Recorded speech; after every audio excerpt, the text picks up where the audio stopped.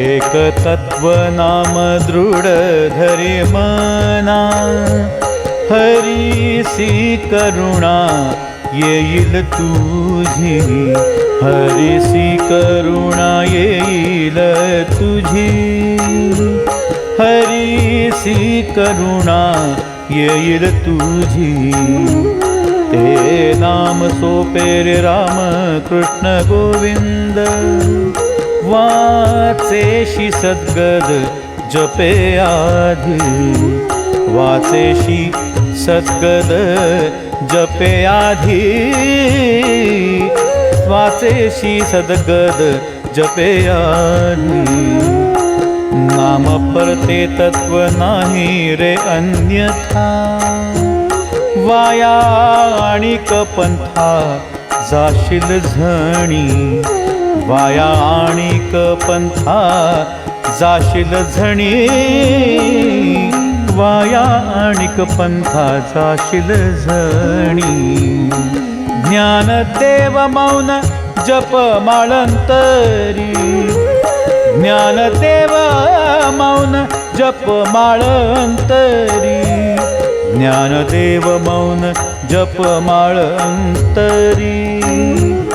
धरोनी श्रीहरी जपे सदा, धरोनी श्रीहरी जपे सदा, धरोनी श्रीहरी जपे सदा. हरी मुखे म्हणा, हरी मुखे म्हणा, हरी मुखे म्हणा, हरी मुखे म्हणा, हरी मुखे म्हणा, हरी मुखे म्हणा. पुण्याची गणना कोण करी, पुण्याची गणना कोण करी, पुण्याची गणना कोण करी. In the first stanza of this abhang, Sri Jnaneshwar Maharaj says that one should firmly hold the name of Sri Hari in their mind, meaning constantly thinking of Sri Hari's name in their mind. By doing so, the all-compassionate Sri Hari will be pleased and bestow his grace.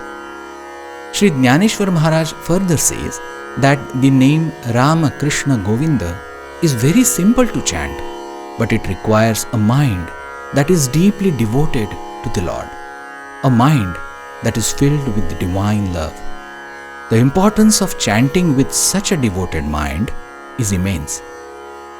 Sri Jnaneshwar Maharaj says that there is no other means to liberate the soul from the worldly cycle except the name of Sri Hari. If you resort to the other means, you will be deceived and all your efforts will be in vain.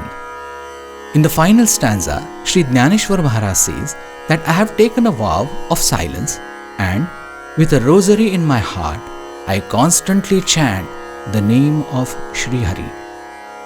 Therefore, chant Sri Hari's name all the time. Hari mukhe mhana, punyachi ganana कोण करी. हरी मुखे